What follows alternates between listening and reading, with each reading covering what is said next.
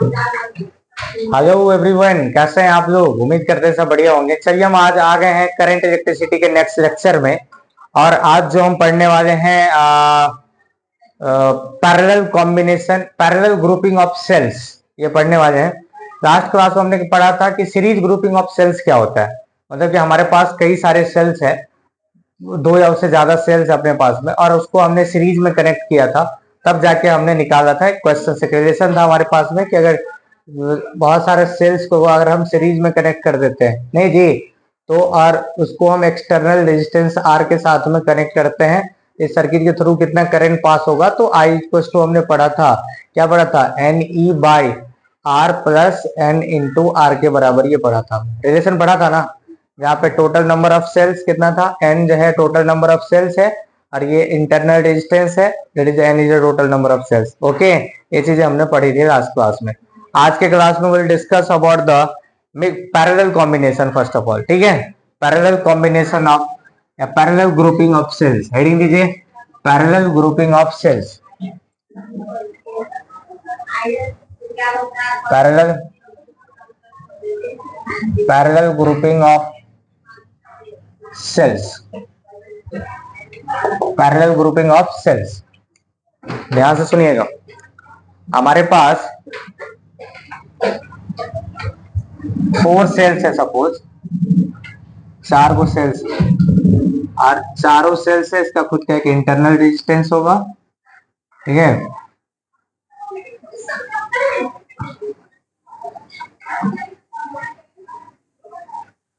यहां से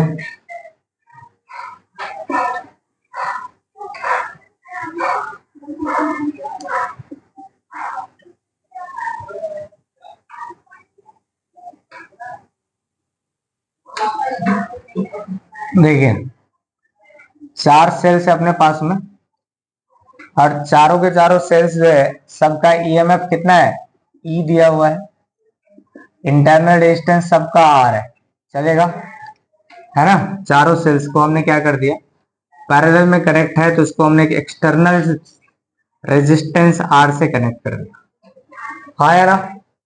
अब क्या होगा यहाँ पे, ध्यान से सुनिएगा, चारों के चारों किस में है, पैरेलल में। हम चाहते हैं कि इस चारों को हम एक बना लें, कितना बना लें। और पैरेलल ग्रुपिंग में क्या होता है, वोल्टेज सबके अक्रॉस सेम होता है, तो जितना ईएमएफ इसके अक्रॉस है इतना ही इसके अक्रॉस भी होगा, इतना ही इसके अक्रॉस भी होगा, उतना ही इसके अक्रॉस भी होगा। मतलब कि पूरे कनेक्शन में सबका जो इक्विवेलेंट ईएमएफ होगा वो किसके बराबर हो जाएगा, ई के बराबर होगा। अगर हम चाहें तो ये इसको एक सेल्स में अगर एक सेल में अगर कन्वर्ट कर दें तो कुछ इस प्रकार का पिक्चर बनेगा, that is the E equivalent. और जो इंटरनल रेजिस्टेंस होगा वो आर इक्विवेलेंट के बराबर होगा, और ये आर होगा कि नहीं होगा। देखिए यहां से, as we know that in parallel combination या parallel grouping, in parallel combination voltage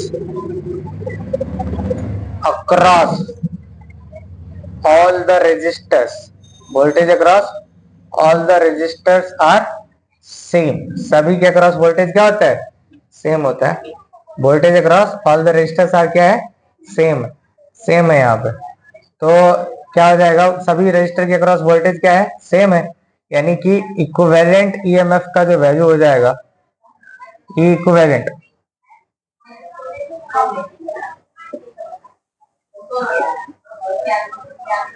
equivalent EMF का जो वैल्यू है वो किसके बराबर आ जाएगा, ई के इक्वल हो जाएगा। बात समझ में आ रही है, होगा कि नहीं होगा। इसमें नहीं होगा क्या, नहीं होगा, क्योंकि पैरेलल में सबका वोल्टेज कितना हो गया, सेम हो गया। कितना भी सेल्स हो जाए इक्विवेलेंट ईएमएफ कितना हो जाएगा, ई होगा। अब आता है equivalent resistance, internal resistance. Equivalent internal resistance क्या होगा, इक्विवेलेंट इंटरनल रेजिस्टेंस जो है ये क्या होगा आपका। अब सारे के सारे पैरेलल में है ना, अरे बोलो, पैरेलल में क्या फॉर्मूला होता है, ये हो गया 1/r इक्विवेलेंट बराबर 1/r plus 1/r plus 1/r plus 1/r है। अरे है, तो ये कितना हो गया, दैट इज एलसीएम लेने के बाद 4/r हो गया। तो ये R इक्विवेलेंट कितना आ गया, R/4 के बराबर आ गया। नहीं आया क्या, R/4 के इक्वल हो गया। इंटरनल डिस्टेंस पता हो गया अपने। अब जानते हैं अपन I का फॉर्मूला क्या हो जाता है, E equivalent divided by R plus R equivalent हो जाएगा। तो E इक्विवेलेंट कितना हो गया, E बाई, बोलो E by R plus R equivalent कितना आ गया, R/4 आ गया। एलसीएम लेने के बाद में कितना आ जाएगा, ये हो जाएगा 4R प्लस R, ऊपर चल जाएगा 4E। यानी कि जो करंट का जो फॉर्मूला आ गया अपने पास में, दैट है 4E by R plus 4R हो जाएगा। ये आ गया current in the parallel combination. Yes और नो। अगर मैं बात करूं 4N सेल्स, दिख रहा है ना वीडियो में, 4 दिख रहा है, 4N सेल्स। अगर N सेल्स है अपने पास में, कितना बैटरी है, N सेल्स है, तो जहां पे 4 को अभी सेल्स था तो 4E हो गया। अगर N सेल्स हो जाता तो कितना हो जाता, I is equal to formula आ जाता NE divided by R plus कितना हो जाएगा, NR। R प्लस क्या हो जाता, NR के इक्वल हो जाता। नहीं समझे बात को, ध्यान रखना है इस बात। तो ये चीज हो गया अपना कॉन्सेप्ट, चलेगा। और बोलो, तो ये हो गया आपका, एक सेकेंड, एलसीएम लिया था ना आपने, तो 4R प्लस R, थोड़ा उल्टा लिख दिया हमने, क्या लिखा था हमने, 4R प्लस R। यस और नो। ये हो जाएगा आपका, दैट इज NR है, तो ये NR प्लस R हो जाएगा, चलेगा। तो दिस इज द इक्विवेलेंट, ये current flow through the circuit हो गया आपका यहाँ से, चलेगा जी। चाप दी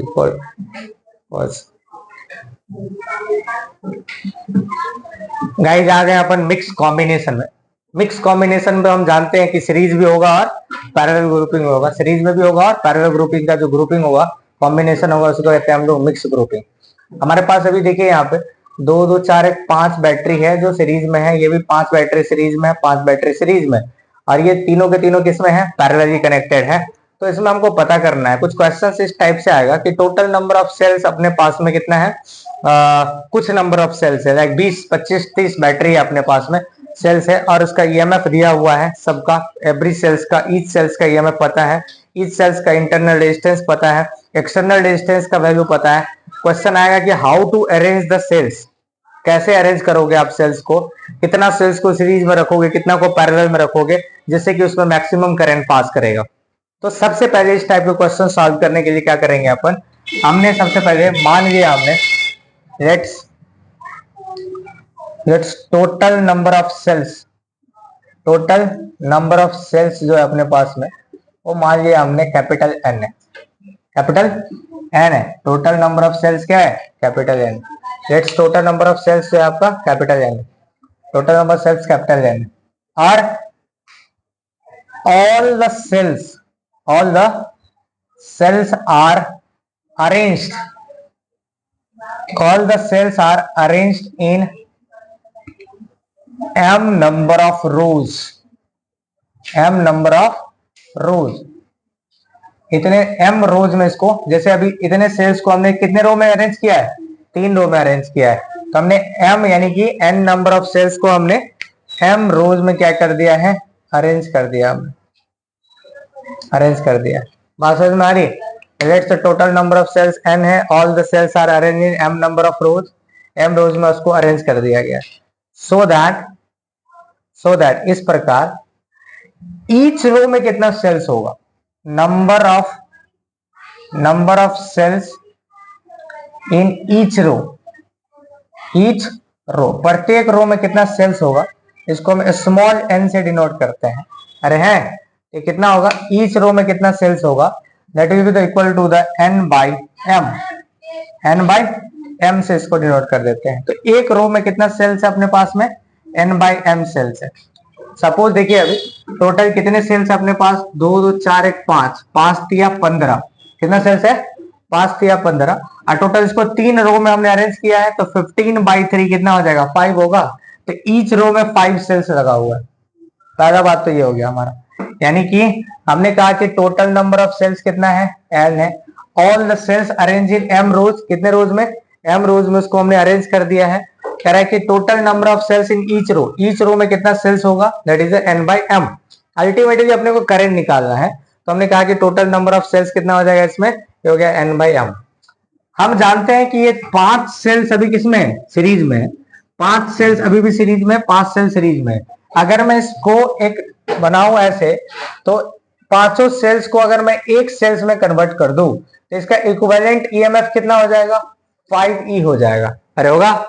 और इंटरनल रेजिस्टेंस कितना हो जाएगा, 5R। सिमिलरली ये भी हो जाएगा 5R या 5E, और ये हो जाएगा आपका 5R। होगा कि नहीं होगा? तो सबको मिला करके ये 5 5 5 5 हो गया, हुआ कि नहीं हुआ? तो ये हो गया 5E 5E 5E। अगर ये n सेल्स होता है, इसमें कितने सेल्स होता, n सेल्स होता, तो कितना होता है, Ne Ne Ne। और ये सारे के सारे किसमें है, पैरेलल में। किसमें है, पैरेलल में। तो पैरेलल में वोल्टेज क्या होता है, सेम। तो ये Ne है Ne है Ne है, तो इक्विवेलेंट ईएमएफ कितना हो जाता है, Ne होता ना, n टाइम्स E हो जाता। तो अगर मैं बात करूं 4 सर्किट्स के लिए, अगर मैं बात करूं तो इक्विवेलेंट ईएमएफ जो है, इक्विवेलेंट ईएमएफ जो आ गया वो किसके बराबर आ गया, 5E के बराबर आ गया। आया कि नहीं आया? कितना से कितना आ गया, 5E। और इंटरनल रेजिस्टेंस कितना हो गया, R इक्विवेलेंट कितना हो गया इसका, देखो जी, R इक्विवेलेंट एक के लिए ये हो गया 5R 5R 5R, नहीं हुआ क्या? तो ये हो गया आपका, मतलब कि ये हो गया 5R/3। कितना आ गया, 5R/3 नहीं हुआ, नहीं हुआ 5R/3। कैसे हुआ, देखो ना, 1/R इक्विवेलेंट बराबर 1/5R plus 1/5R plus 1/5R हुआ। समझे बात को? 5R है, एलसीएम लेने के बाद ये आ गया आपका 5R और ये हो गया 3। इट मीन्स R इक्विवेलेंट का जो वैल्यू आ गया, ये आ गया 5R/3। चलेगा नहीं चलेगा, 5R/3 हो गया। ये कैसे आया 5R/3? हमने एक सेल्स के यहाँ पे 5R, ये हो गया आपका 5R, फिर तीसरा के लिए 5R और ये चौथा के लिए 5R हुआ। ये हो गया, पैरेलल में है तो ईएमएफ सबका सेम रहेगा, लेकिन ये इंटरनल रेजिस्टेंस का क्या हो गया, इक्विवेलेंट निकाला तो हमने 5R/3 आ गया। आया कि नहीं आया? चलिए इसको यहां तक लिखिए, फिर मैं आगे डिस्कस करता हूं इसके बारे में। ओके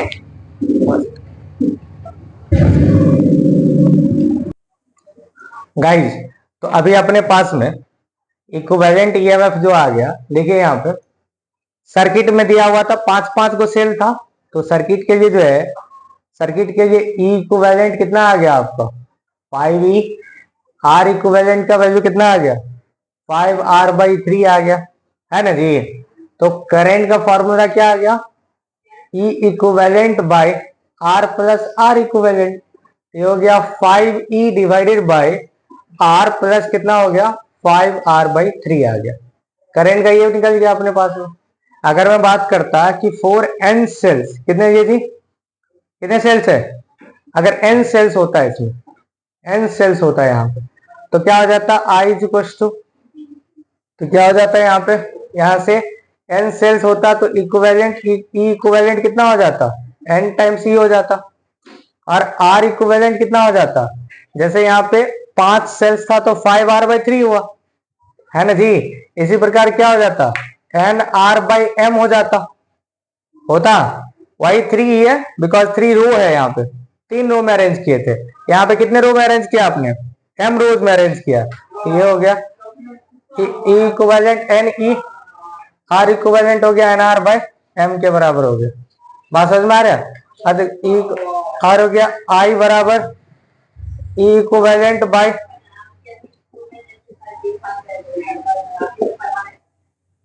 ये हो गया NE, क्या हो गया NE, और ये हो गया R प्लस NR/M, NR/M के बराबर हो गया। ये हो गया आपका I, क्या हो गया, ये I के बराबर हो, नहीं हुआ क्या? तो अपने पास में जो कि फाइनल रिजल्ट आ गया, I बराबर एलसीएम लेंगे तो MNE बट्टा क्या हो गया, दैट इज MR प्लस क्या हो जाएगा, NR के बराबर हो गया। इतना हो गया करंट का इक्वेशन। समझ में आई बातें, MNE divided by MR plus NR, ये फॉर्मूला होगा। हुआ ना, देखो ना एलसीएम जो है यार, MR प्लस NR, ये M चल जाएगा ऊपर में, नहीं है। तो ये हो गया आपका करंट का फॉर्मूला इन मिक्स ग्रुपिंग। क्या हो गया, MNE divided by MR plus NR, MR plus NR। Okay okay, छाप दीजिए। है ना गाइस। इंपोर्टेंट पॉइंट लिख लीजिए, पूरे ओवरऑल समराइज में इसको कर देता हूं। सीरीज ग्रुपिंग में अगर n नंबर ऑफ सेल्स को अगर सीरीज में आप करते हैं कनेक्ट, एक साथ जोड़ देते हैं, तो I बराबर जो फॉर्मूला हो जाएगा आपका क्या हो जाएगा, that is n e by, क्या पढ़े थे आपने, r plus n r, r plus n r हो जाएगा, नहीं हुआ क्या, आर प्लस एन आर हो जाएगा, चलेगा। अपने दूसरा को अगर ये आपने क्या किया, जिसमें ई इक्विवेलेंट का जो वैल्यू है वो एन ई हो गया, आर इक्विवेलेंट का वैल्यू कितना हो जाएगा, एन आर हो जाएगा, चलेगा, ध्यान रखिएगा। दूसरा है in parallel, in parallel, in parallel grouping, किसमें जी, parallel grouping of cell, parallel grouping of cell. Parallel grouping of cells में क्या होगा, पैरेलल ग्रुपिंग ऑफ सेल्स में क्या हो जाएगा, आई बराबर जैसे पढ़े थे ना अपन ने, E equivalent by R plus R equivalent का क्या फॉर्मूला हो जाएगा, ध्यान रखिएगा, ई इक्विवेलेंट का फॉर्मूला हो जाएगा कितना आपका, दैट इज द ई, क्या फॉर्मूला था, ई था ना, ई था, और आर इक्विवेलेंट कितना हो गया था, that is the r by n, क्या था जी, आर बाई एन हो गया था। तो पुट कीजिएगा तो फॉर्मूला इसमें that is the E by, ये हो जाएगा एन आर, यानी कि एन ई बाई ये कितना हो गया, आर के बराबर, यही पड़ेगा ना, ये हो गया आपका current in the parallel combination, चलेगा। और ये जो अभी पढ़े overall in mix grouping, mix grouping की बात किया जाए तो ई इक्विवेलेंट का वैल्यू जो है आ गया आपका एन ई, और आर इक्विवेलेंट का जो वैल्यू आ गया n n into small are by m, होगा ना, n into small are by m, और ये हो गया आपका करंट का formula m n e divided by क्या हो गया, that is m capital r plus n small r, n small r के बराबर होगा, चलेगा, समझ गए। तो ओवरऑल ये हमारा पूरा का पूरा समरी निकल गया, ये फॉर्मूला को याद रखने आपको, any doubt up to here, कोई डाउट नहीं होनी चाहिए, ठीक है। अब आता है इसमें, चलिए क्वेश्चन करते हैं पहले, फिर अपन आते हैं कि इस सर्किट में मिक्स ग्रुपिंग में मैक्सिमम करंट कितना पास करेगा उसके बारे में चर्चा करेंगे अपन। सबसे पहले एक छोटा सा क्वेश्चन कर लेते हैं, लिखिए जी क्वेश्चन लिखिए, क्वेश्चन लिखिए, देखिए 20 cells, 20 cells each of EMF 5 volt, each of EMF 5 volt, each of EMF 5 volt, हाँ, each of EMF 5 volt are arranged in, are arranged in 4 rows, 4 rows, 20 cells each of EMF 5 volt are arranged in 4 rows, कितने rows में जी, 4 रोज में उसको arrange किया जा रहा है, 4 rows, the each cells having the internal resistance 1 ohm, each cells having the internal resistance 1 ohm, 1 ohm, 1 ohm, 1 ohm, ठीक है, connected with a external resistance 10 ohm, connected with a external resistance 10 ohm, 10 ohm,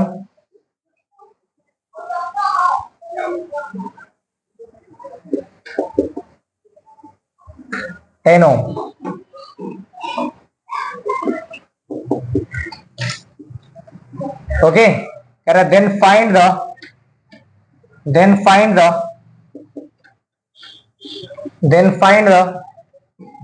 current flow through the circuit, then find the current flow through the circuit, current flow through the circuit,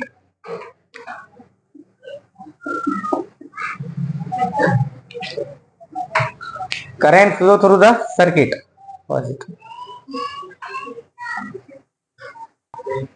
देखिए इधर guys, अब अपने को क्या करना है, current find out करना है। हम जानते हैं कि करंट का जो फॉर्मूला है मिक्स ग्रुपिंग में क्या होता है, m n e divided by क्या होता है, m r plus n r के बराबर होता है ना। एम तो अपने को पता है, ई पता है, आर पता है, स्मॉल आर पता है, क्या नहीं पता है, एन नहीं पता है, स्मॉल एन नहीं पता है क्या, नहीं है, तो निकाल देंगे स्मॉल एन, नहीं चाहिए स्मॉल एन। कह रहा है कि टोटल जो है 20 गो सेल्स है, 4 रो में इसको कनेक्ट किया गया, ईएमएफ सबका 5 वोल्ट दिया हुआ है, तो भाई एन बराबर क्या हो जाएगा, एन बराबर पढ़े थे ना capital N by small m, पढ़े थे जी। तो देखिए यहाँ पे, तो ये 20 सेल्स है और इसको 4 रोज में आप अरेंज कर रहे हो, तो 4 पंचे कितना हो गया 5, यानी कि स्मॉल एन का भी वैल्यू कितना आ गया अपने पास, 5 आ गया। Now put this term in the formula ये, सो आई इज इक्वल टू हो गया, एम का वैल्यू है आपका 4, एन का वैल्यू हो गया 5 और ई का वैल्यू कितना दिया हुआ है 5 वोल्ट हो गया। एम का वैल्यू कितना है आपका 4 और आर का वैल्यू कितना है 10 प्लस एन का वैल्यू कितना है, एन क्या है, n is the 5 here, n क्या है यहाँ पे 5 और आर का वैल्यू कितना है 1, चलेगा ना। ये हो गया, तो आई इक्वल टू कितना हो गया, 25 25 100 का 100, ये हो गया 40 प्लस 5, ये हो गया 100 बट्टा कितना हो गया 45, आई इक्वल टू हो गया 100 बट्टा 45, 100 बट्टा क्या हो गया 45 हो गया। बात समझ में आ रही है, तो ये हो गया आपका 1.33 होगा, 1.33, क्या बात कर रहे हो, 1 पॉइंट होगा क्या, 2.45 दूना 90 तो ऐसे ही होता है, 45 दूना 90 और 10 बच गया 10 0, फिर 45 दूना 90, फिर 45 दूना 90, 2.22 एम्पियर होगा आंसर। समझ गए, बात समझ में आ रही है। ये हो गया आपका, ऐसे क्वेश्चंस बनता है, अंडरस्टैंड नाउ, ठीक है, छाप दीजिए इसको गाइस, ठीक है, बता दूं, देखिए यहाँ पे सारा डेटा दिया हुआ था, पुट कीजिए फॉर्मूला और इसका आंसर लेके आ जाइए। अब जो है नेक्स्ट है इसमें कि मैक्सिमम करंट कितना पास करेगा सर्किट में, when the maximum current will pass through circuit, मिटा दूं, चलिए इसमें हेडिंग दीजिए, condition for maximum current flow, condition for maximum current flow, condition for maximum current flow, condition for maximum current flow, condition for maximum current flow, maximum current flow कितना करेगा, तो चूंकि हम आई इज इक्वल टू जानते हैं m n e divided by क्या होता है m r plus n r है। भाई सर्किट में मैक्सिमम करंट कब पास करेगा, जब ये टर्म कितना हो जाए मिनिमम हो जाए। अब ये टर्म मिनिमम कितना होगा, एम फिक्स है, आर फिक्स है, एन फिक्स है, आर फिक्स है, तो मिनिमम वैल्यू कितना होगा, यहाँ पे करंट मैक्सिमम पास करने का कोई चांस है ही नहीं, यहाँ पे सारा वैल्यू कांस्टेंट है, सारा वैल्यू क्या है कांस्टेंट है। पर यहाँ पे आर का वैल्यू एम को किस तरीके से अरेंज किया जाए जो ये करंट मैक्सिमम पास करेगा, तो क्या हम इसको थोड़ा डिजाइन कर सकते हैं क्या, इसको थोड़ा डिजाइन कर देते हैं कि अगर ये ये जो डिनोमिनेटर वाला जो पार्ट है, डिनोमिनेटर वाला, अगर ये डिनोमिनेटर अगर मिनिमम हो जाता है तो करंट विल बी मैक्सिमम। सो थोड़ा मैं इसको अरेंज करके ऐसे लिखता हूं, देखना आपकी बताओ कि हम सही से इसको लिख सकते हैं या नहीं लिख सकते हैं। क्या जी, क्या मैं इसको ऐसे लिख सकता हूं, रूट एम आर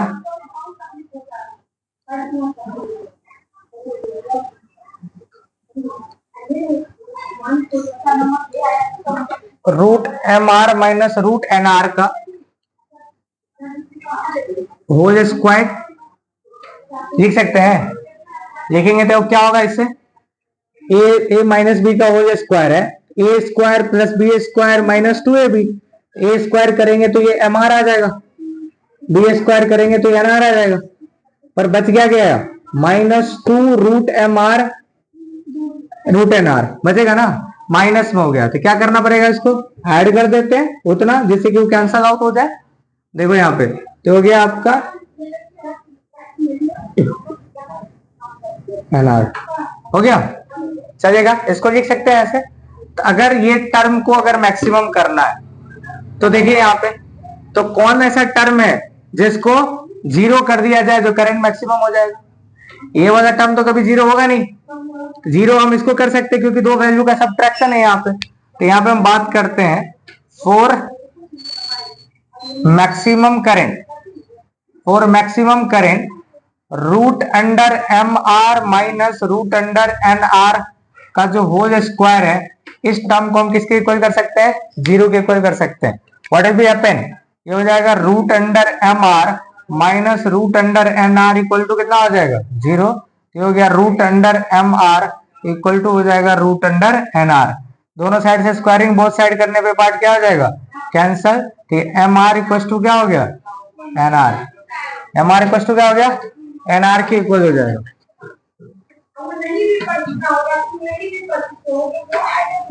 देखो यहां से एक कंडीशन आ गया अपने पास में, क्या कंडीशन आ गया, एम आर बराबर क्या कंडीशन हो गया, एन आर के बराबर हो गया, नहीं हुआ क्या, ये कंडीशन हो गया, ठीक है, ये कंडीशन हो गया। तो जब भी कभी मैक्सिमम करंट फ्लो करेगा तो ध्यान रखना है कि एम आर इक्वल टू क्या हो जाएगा, एन आर के इक्वल होगा, ठीक है। अब यहाँ पे आप एम आर इक्वल टू क्या पुट कर सकते हैं, एन आर।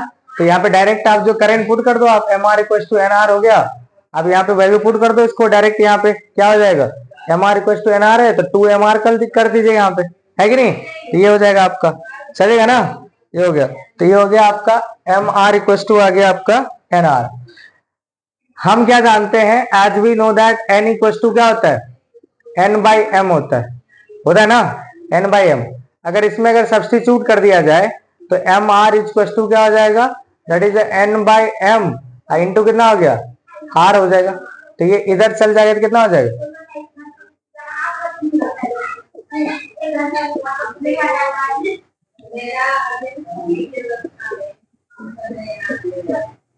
ठीक है। तो m इक्वल टू कितना हो जाएगा,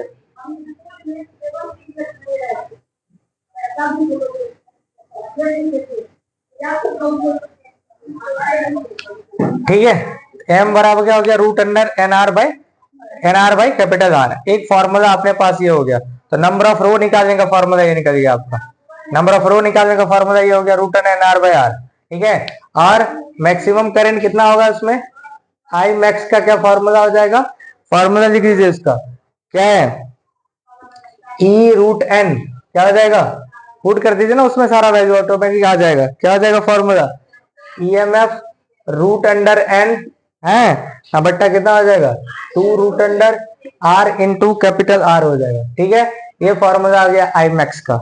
तो सारे वैल्यू को आपको डेटा याद रहेगा, फॉर्मूला पुट कीजिएगा, आंसर आ जाएगा अपने पास में, समझे क्या बोला मैंने।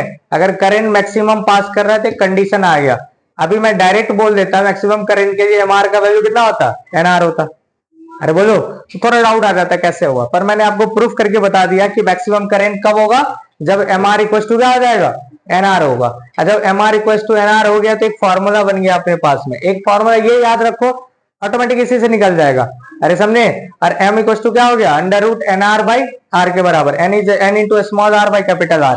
स्मॉल आर इंटरनल रेजिस्टेंस है, आर क्या है आपका, आर जो है आपका that is known as the external resistance, चलेगा। ये हो गया आपका maximum current, E root under N by 2 root under are into R, चलेगा। ये फॉर्मूला हो गया आपका। इसको एक क्वेश्चंस करा देते हैं हम अभी आपको क्विकली, जो जल्दी से अपन समझ जाएंगे, चलेगा। ये हो गया मैक्सिमम करंट का फॉर्मूला। लिखिए क्वेश्चन, लिखिए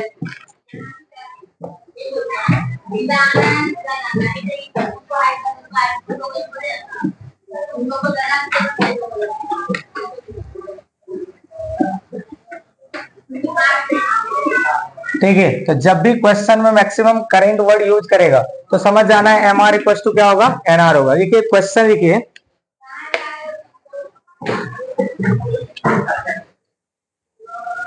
देखिए 8 cells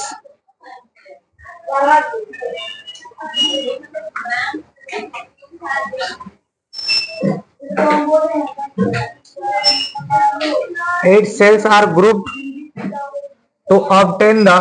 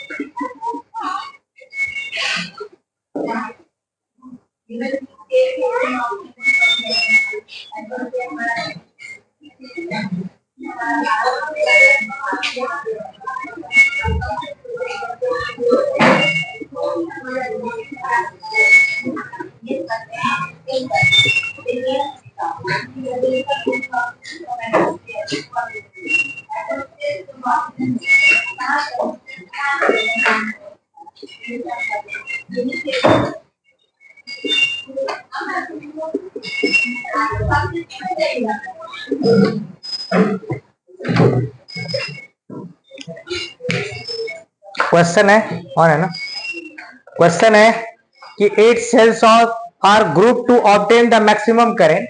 8 cells are grouped to obtain the maximum current through a resistance of 2 ohm if the EMF of each cell is 2 volt and internal resistance is 1 ohm. तो grouping of cell will have, किस तरीके से group करेंगे उसको, क्या सारा cell series में होगा, क्या सारा सेल पैरेलल में होगा, क्या 2 रोज ऑफ 4 सेल्स मतलब 4 सेल्स का 2 रो बनेगा, या फिर 4 रोज ऑफ 2 सेल्स 4 रो बनेगा 2 सेल्स का, इसको आपको बनाना है। ठीक है, सॉल्व कीजिए जल्दी से। देखिए गाइस, इसमें गिवन है, दिया हुआ है अपने पास में कि टोटल जो है 8 सेल्स है।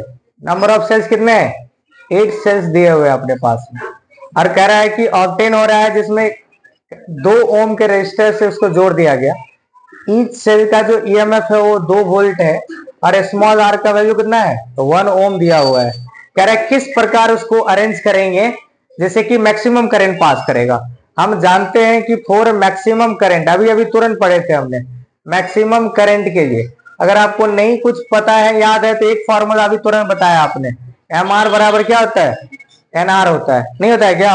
और यहाँ पे अपने को पूछा है कि क्या सारा सेल सीरीज में होगा, यानी कि अपने को एम का वैल्यू पता करना पड़ेगा, है ना जी। एम का वैल्यू पता कीजिए, अपने को एम का वैल्यू पता चल जाए और स्मॉल एन का वैल्यू पता चल जाए, है कि नहीं, तो वही वैल्यू हो जाएगा। तो एम का वैल्यू स्मॉल एन का वैल्यू, यहाँ पे एम नहीं पता है, स्मॉल एन नहीं पता है, दोनों नहीं पता है, तो आंसर यहाँ पे नहीं आएगा। तो एक काम करते हैं, स्मॉल एन को हम तोड़ लेते हैं। अभी पढ़े थे ना, एम आर बराबर एन बराबर क्या होता है, capital N by small M into R होता है ना। ये क्या हो गया, एम स्क्वायर इंटू आर बराबर हो गया एन आर, ये हो गया एम स्क्वायर इक्वल टू हो गया N R by root under R. अभी तुरंत एक फॉर्मूला पढ़े थे, ये वाला पढ़े थे ना हम लोगों ने, एन आर बाई आर। यहां से क्या निकल जाएगा आपका, टोटल नंबर ऑफ सेल्स, कितने रो में अरेंज किया जाएगा 8 सेल्स को, तो m इज इक्वल टू हो जाएगा 8 को सेल है अपने पास, इंटरनल रेजिस्टेंस 1 ओम है और एक्सटर्नल रेजिस्टेंस 2 ओम दिया हुआ है, नहीं दिया है क्या, तो कितना बच गया ये 8 यानी कि रूट अंडर 4, m का जो वैल्यू आ गया अपने पास में ये आ गया 2। मतलब 8 सेल्स को कितने रो में अरेंज करेंगे, 2 रो में। देखिए जी, कह रहा है all cells in series, all cells in parallel. अब कह रहा है कि 2 रोज ऑफ 4 सेल्स, 4 रो का कितना होगा, 2 होगा, यानी कि 2 रोज होगा, तो 2 रो एक ही ऑप्शन में आ गया आंसर हमारा, ऑप्शन नंबर 3। 2 रो में अरेंज करेंगे उसको, लेकिन हम नंबर 1 रो में कितना सेल्स होगा ये भी पता करना पड़ेगा। तो n बराबर क्या हो जाएगा, कैपिटल n बाई m होता है, यानी कि 8/2 यानी कि कितना हो जाएगा 4, यानी कि बोला जाए तो 2 रोज हो जाएगा, 2 रोज ऑफ 4 सेल्स है, चलेगा। तो देखिए उसमें कौन सा ऑप्शन है, 2 रो आ गया अपने पास में 4 सेल्स का, आया कि नहीं आया। स्मॉल एम रिप्रेजेंट करता है नंबर ऑफ रो को स्मॉल n रिप्रेजेंट करता है number of cells in each row.